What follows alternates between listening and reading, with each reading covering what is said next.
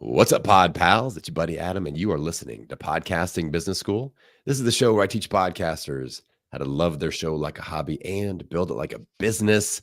We're doing a podcast audit here with my new pod pal, Helen, from the Sleepless Podcast. Helen, welcome to the show.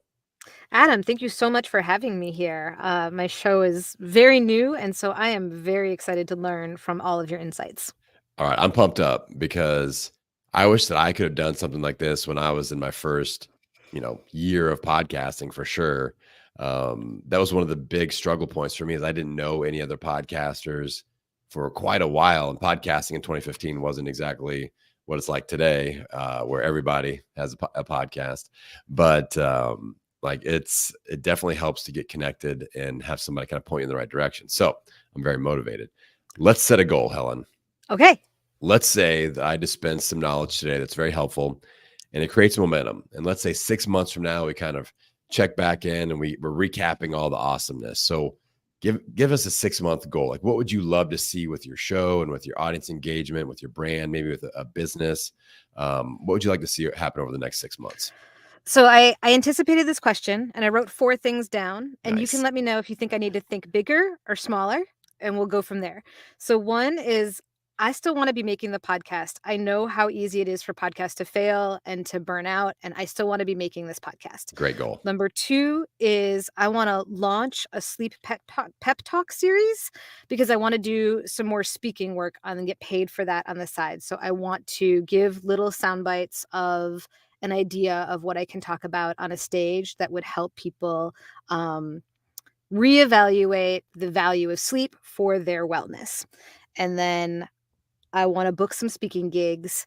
And the last thing I wrote down is I really want a broader audience. Right now, I'm getting like double-digit plays on an episode, and I would like triple or, shoot for the moon, 4-digit plays per Yeah. episode.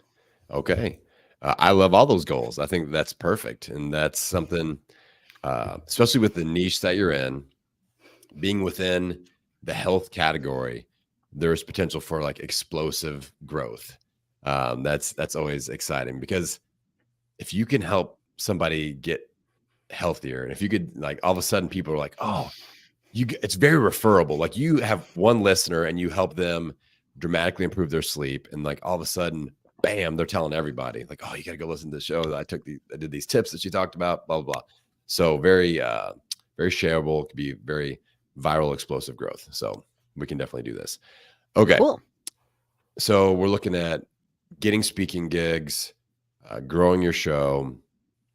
Do you feel like there's a major roadblock standing in your way to any of this stuff? Like a point of confusion, not sure what to do in any aspect of the podcasting ecosystem? Yeah, that's a great question. I'm not sure how to integrate a different show format into the show. So I know I think it'd be good to do those little like Hmm. pep talk series, but I'm not really sure if those should be episodes of the show, if they should get their own separate seasons. I structured the show so that I would do 6 episodes per quarter, and they go out like weekly during the time that they launch or during the time that they, come out. But then I take a little bit of a break. And the idea there is to get ahead and get some of them recorded, and also to give me a break and to think a little bit more. But the reality is I'm recording the week I'm releasing. Okay. So not necessarily like that's a block. Like that's something I know I need to get ahead of because that can be a disaster down the road. Um, and let's see. Also, I just don't know where my audience is. I feel like a lot of podcasts have a genre and a niche, and you can go on Facebook and you can see dozens of sites of people and groups that are sort of collected around that. I feel like there's maybe not as much willingness to share that you have trouble sleeping. Like there can be some shame around insomnia. And as a result, it's not really finding as many groups, or if I am, they're led by somebody who's selling supplements or running a sleep clinic, and I'm not in either of those categories. Okay. All right. With I got a couple more questions. I think we're going to be ready to rock here. All right. So, I do just threw a you? lot at you. I was like, No, here's no, no, no. 8 things. This is perfect. Do you have programs, products, and services, coaching, consulting, anything that you are selling or could potentially sell to your audience members? No, Okay. not yet. I've So thought about mainly, merch, yeah. but So mainly not programs. we're looking at like speaking gigs Mhm. as like monetization. Okay, cool. And with your episodes, are they solo episodes? Are you doing interviews? What's the content look like right now? They are me reciting a list to help the listener fall asleep. So I have really good completion rates on all of my episodes because they fall asleep and therefore the entire episode was completed. Got it. Okay. So you are actually just reading things as people like it's meant to be listened to as you are falling asleep. Yes, you should I- be comfy and Interesting. cozy in bed. And also, I was looking for the podcast myself. I had a period of insomnia that was quite debilitating, and I needed help. None of my own previous tools were working. I didn't want to, well, I was willing to medicate, but it stopped working. And I didn't want to get addicted to anything. And so I was like, I got to figure something else out. And Okay. I thought it would already exist, and it didn't. So I made it. Okay. This is super cool. So I've never done a podcast auto with a show like this. This is a first in podcasting business school. So I think we kind of model a little bit of what my friend Katie Kremitzos does. She's got the Women's Meditation Network, Okay. and she actually has like 12 different types of shows that she does within the Women's Meditation Network, and they're very it's like I saw her at Podfest this weekend, and I was teasing her because she has so many variations. They're so specific. I was like, "Yeah, Katie, I just listened to your new show, Meditation for Left-Handed People Over 6 Foot Tall that have a podcast," and she started cracking up. She has so many, and they're very like, you know, new mom meditation, and stressed female entrepreneur meditation, and all these cool things. But I think with it's like you have a consumable piece of content that people could be listening to. Now, do you feel like they will lock into one and re-listen to that over and over again just to if they find one that works really well for them, are people tending to stick with that, or are they looking for new sleepless content? Yeah, I think there's different subsets of the audience of insomniacs, because at one end of the spectrum, you've got somebody who's like, yes, I will listen over and over again to the Presidents of the United States episode. That's the only one I want to listen to. It puts me to sleep. It's great. Um, and then I have other listeners who have said, like, I only want to listen to your episodes that have a little something to do with nature. So, like, breeds of sheep, breeds of dogs, types of grass. They'll sort of cycle between those ones. So I kind of do a little bit of history, a little bit of nature, a little bit of creative. I have an episode that's baby names. I have another that is shades of beige paint. So I try to have a lot of Okay. variety. This is awesome. Okay. Yeah. So I'm getting all kinds of ideas. Now, I do think it's a good idea, especially if you want to get booked to speak on stages, for you to have some educational content. So we have to kind of Yeah. show that off a little bit. You know what Yeah. I'm saying? Like show off your ability to educate. Mhm. And because, you know, TEDx isn't going to come calling for you to read off, a list about shades of beige for 17 minutes, unfortunately. Nah, dude, everyone will fall asleep. That's not what they're about. I get it. But I do see TEDx come calling if you can deliver like, you've had so many lists that you've produced and you're helping people fall asleep by reciting, like the science behind that or why it's working. That's interesting. So I think that needs to be a part of your brand. Mhm. Um, and I get like you've got this pattern established with the lists.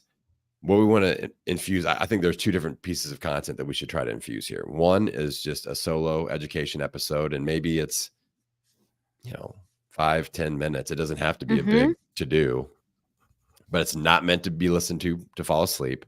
Mhm. It's non-sleepy zone, but I also love the idea of you bringing a listener that's struggling on and just give them some advice, like what we're doing right here, like this variation of what that would look like for your show.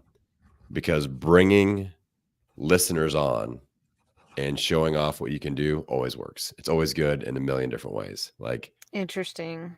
I think so I haven't heard of any sleep-based podcasts that are doing that. Maybe one. Maybe there's one. I think I did a podcast audit with one of my pod pals about a year ago. She's incorporating a little bit of this, but I mean, it's very rare in your genre where you're like, hey, are you struggling with sleep? Come on for a 15-minute insomnia audit or whatever, uh, blah, blah, I blah. I do a monthly live stream with an actual sleep coach. And so she and I talk about things that like, I talk about the things that have worked for me, and she talks about kind of the science behind why they've worked, because I'm not a trained sleep coach. I Right. mean, I'm a lived sleeper, and I am absolutely converted to the value of sleep in my health journey, but I only know what's worked for me and my experiences, and I don't always know why. I just know, like, right now in my life, this is what I need. Okay. I've got an idea. Yeah. You're every time you kick an idea like that, I get 12 more ideas back in my head. So we're going exponential here. I love the idea. Imagine this. You and the sleep coach partner, you're already Mhm. doing a live stream, Mhm. but what if you um maybe it's the live stream, maybe it's something outside of that, where you're able to capture some audio, an audio clip question from your audience, Mhm. and then it's just you and your the sleep coach breaking that down. And that could be one Gotcha. episode, like that could be one episode per question.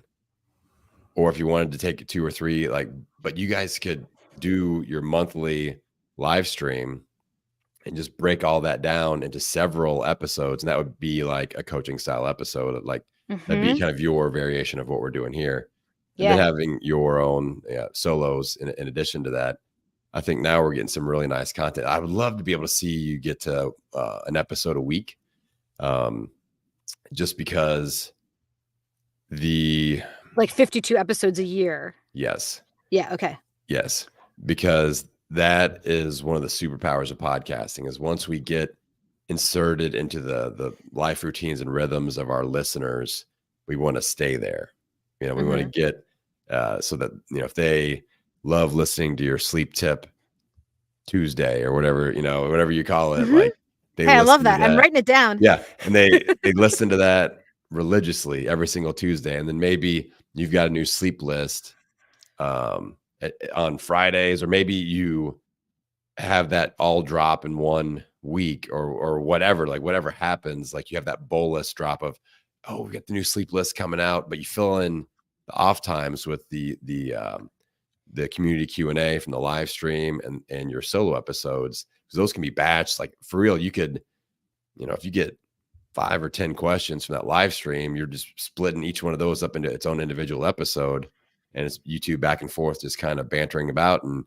And that could be really, really good content. And that just fills in the gaps.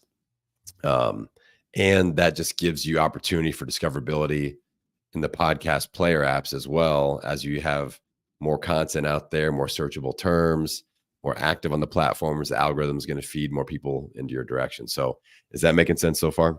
Yes, and that would also be not just audio, but it could be video content since it's live Hmm. stream, and whereas my lists, I don't wanna provide video because Right. I want people to close their eyes and go to sleep. Right. Right. So I feel like we're in a good spot there. I guess the only question is the pattern of Yeah, the rollout. So and what? that feels like something that I'm gonna have to play with and Yeah. figure out what's sustainable for me and what's viable for, I mean, you can do whatever you want kind of, and we'll flip around with it, right? Like, because if it's a 5-minute, like, Tuesday sleep tip or, like, your, you know, pep talk or whatever it is, that's I can I can record 12 of those, and Yep. that can be, a quarter's worth of Yep. content done in one day. Yes. Whereas the sleep lists, they can be very long, and they oftentimes have words that I have to study how to pronounce in them. So they take a lot longer to produce. I love it. This is so interesting. This is one of my favorite parts about doing podcast audits is every week I'm like, this is an awesome little niche that I've never even thought of before, or like a way of delivering a show. So I'm very dialed in. It's not a very general show. It's like, if you yeah, can't sleep, come to me. yeah, I really love it. So for me, I'm thinking about like, okay, if we could get some sort of weekly educational content rolling, like we talked Mhm. about from those two different sources, then maybe kind of make a to do of the next sleepless drop. So Mhm. maybe, you know, you carve off 1 week per quarter and you drop the new five new lists or 6 new lists or whatever, and that's the content for that week. And you kind of make Oh. like a big deal of it, like, oh, the new sleep lists are dropping for this quarter, and it's just all like a big bolus, like bam. And that would Um, force me to batch the creation of them too, and not be scrambling to do yeah. them the way I've been doing them. Yeah, but that way Procrastinator you'd that I have am. the whole quarter. You kinda batch record the other types of episodes, and then you move to batch recording the lists, and that should kinda take care of it. And now you don't have to have 6 or 5, maybe it's 3, and you do twice per quarter. So, Mhm. what, what are your thoughts about that? I like that idea. Um, I like the idea of kind of building up a little bit of a launch, because 'cause I've been wondering how to promote the seasons. I've the last 2 seasons, so the current season that I'm on and last season, I gave them a theme, so that the lists fell into a theme, and then, but I haven't been very good. I mean, I put a blog out for every episode, but I haven't been super good about, "It's coming, like, here it is," and so building that into a social media calendar and putting it out there for everyone and being like, "This is what we're gonna do. Join me on this journey, subscribe, show up," um, and people can show up in the community for more than just the lists, right? Like, they can get tips and tricks, and we can do both solo content, pieces of the chat that I'm already doing, the live chat that I'm already doing, so I like that a lot. Okay. This makes me happy.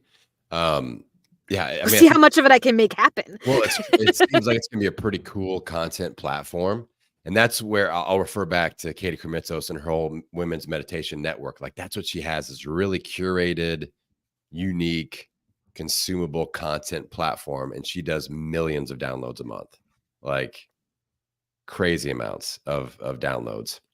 Wow. So, like, giving your people what they want with education, I do like that Q&A style episode because letting your community be heard, bringing them Mhm. in and be a part of the show.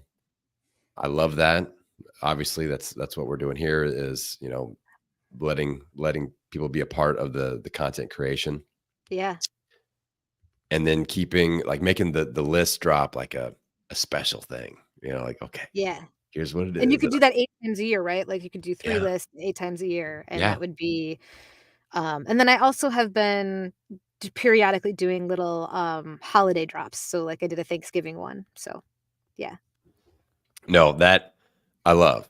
I love and like themed lists, all that stuff. I think that is super smart. So I think that's kind of content wise. I like where we're at there. Now with the batching, you're going to have to kind of get strategic with that and kind of, put all the boxes in the right order and go, okay. I mean, I think I would make a list of, okay, can I get 20 topics that I want to speak on for 5 minutes on the show? I'm pretty sure you can knock out a list like that pretty quickly and be like, okay, these are 5 minute, quick tip Tuesday episodes, good to go.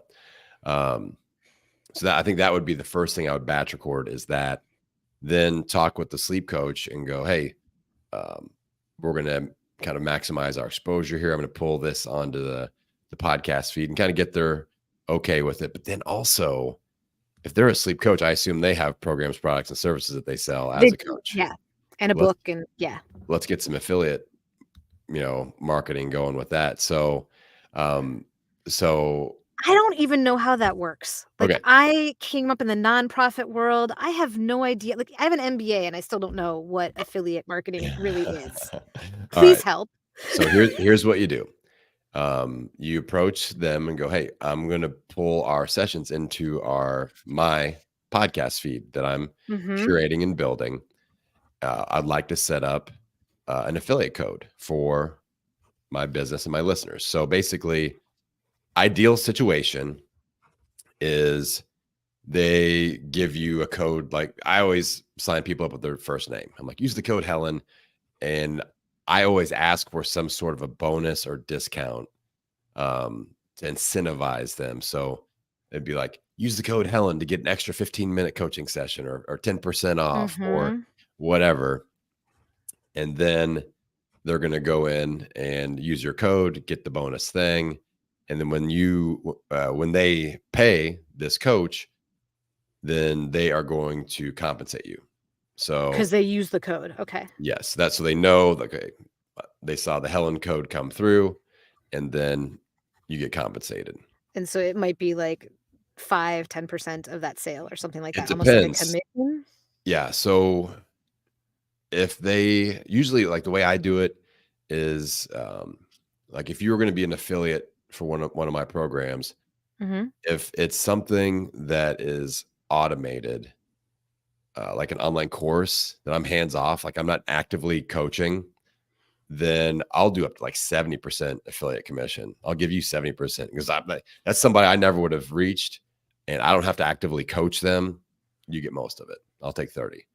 And Okay. then if there is active coaching, it almost flips to where if you can get upwards of 10 to 20% commission, that's pretty good. If there's like a higher ticket, like if they're doing one-on-one sessions with these people or something like that. Mhm. Um, and you got to look at their price points a little bit. So do a little bit of research and go, hey, what kind Mhm. of price points are you operating in? And if they've got a $2,000 coaching program, you need to be getting $200 to $400 for that. If you refer a sale in there, that's going to be pretty solid if they're doing like some one-on-one coaching with that. Is that making sense? That totally makes sense. Yes. And they'll be happy to do it, like, and kind of pitch them the idea of like, um, this isn't a for sure thing, but I want to put this across, the desk, slide it across the desk and see what you think about it, and kind of discuss terms and all that stuff. And they are crazy if they don't go for it, because now you're on this platform and you're growing their ideal audience and they get to be featured on it. So it's a Well, win-win. and there's no upfront. Like, I'm not saying the only potential upfront cost is whatever that bonus or the discount is for every sale. Yeah. Yeah. Yeah. Okay. Okay, that is super helpful. Thank you for, like, walking me through that. I've never asked someone who actually does affiliate work to be like, "Can you just put it out there for me?" So thank you. Really Yeah. appreciate that. Yeah. And let's say that for some reason they're like, no, I'm not able to do a bonus or a Mhm. discount. And even if they are, one way that you can make it even uh, more sellable, or more like you're going to incentivize your audience to go and grab it, is if you create a little bonus, something from you, that, like, use the code Helen. Not only are you getting 10% off, but I'm going to do a bonus 15-minute meetup with you, just to kind of, I'm not a sleep coach, but I'm going to just, bounce some ideas, some sleep idea session, or, whatever. Oh, I And could record some extra lists, something like that. Yeah. something, yeah. So, like, adding that extra little bonus, because then let's say this other coach has 20 affiliates. How are you going to stand out from everybody else? That's the Yeah. way that you stand out from other people. So, like, I'm an affiliate of the Kajabi online platform, and there's like Mhm. a million of them. So if I was ever to do a targeted campaign where I want to pick up affiliates and promote the Kajabi platform, I'd be like, hey, if you sign up with my code right, this week, then you're going to get a one-on-one coaching session with me. Yeah. Then that's going to incentivize people to jump over. Make sense? Yeah. That totally makes sense. I think Thanks, that's Adam. a great win-win. for Yeah. you, for them, for your audience members. And that way you don't have to be the person that's the coach, Yeah. with the programs. And seems like you trust them and they do all the fulfillment. That's the beauty of affiliate marketing is you make the connection. They deal with my credit card needs to be renewed online and like they can deal with all that crap. I don't have to mess with any of it. My email, I need to switch my email. How do I do that?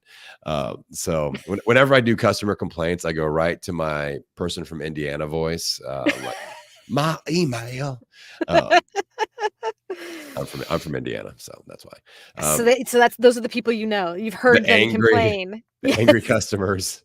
I guess it's from when I had my gym for like over a decade, and I had to deal with customer complaints. It was always in the angry Hoosier voice.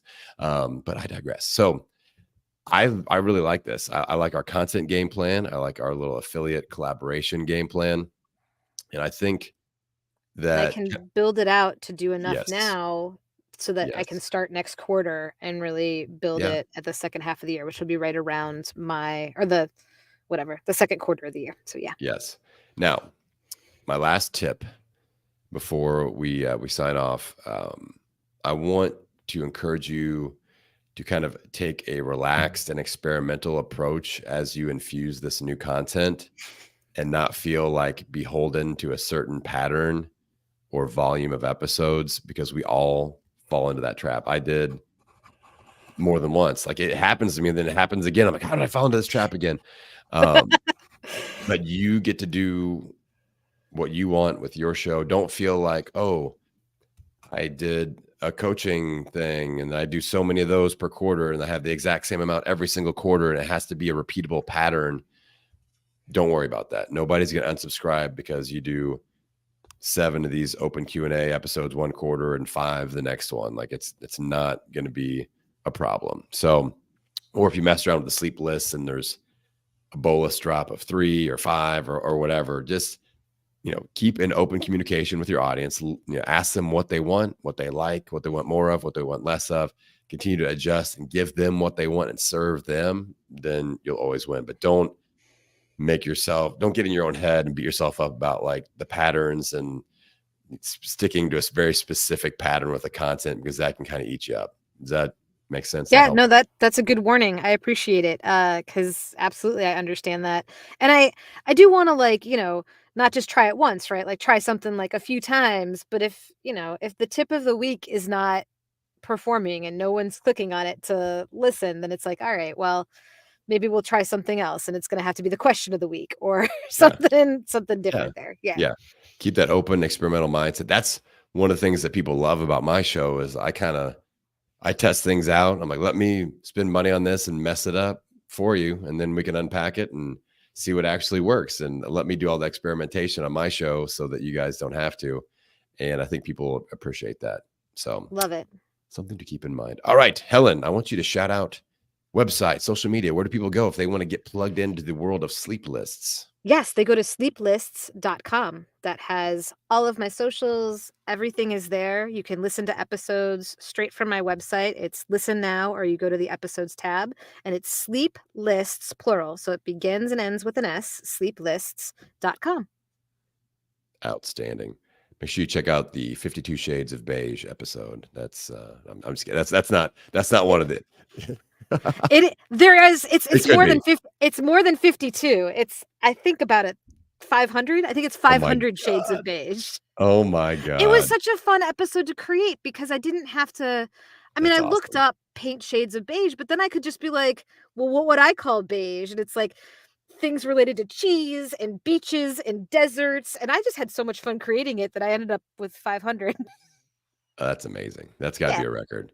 All right, Yeah. everybody. So make sure you go and support Helen and her show and her brand. If you are struggling with sleep, go and check it out. All right. We got to work on that sleep. So, with that, Pod Pals, if you want to come on the show and do a podcast audit just like Helen, head on over to the website, www.podcastingbusiness.school. And with that, I'm going to send you out into the world wishing you health, happiness, and many downloads. We'll see you next time.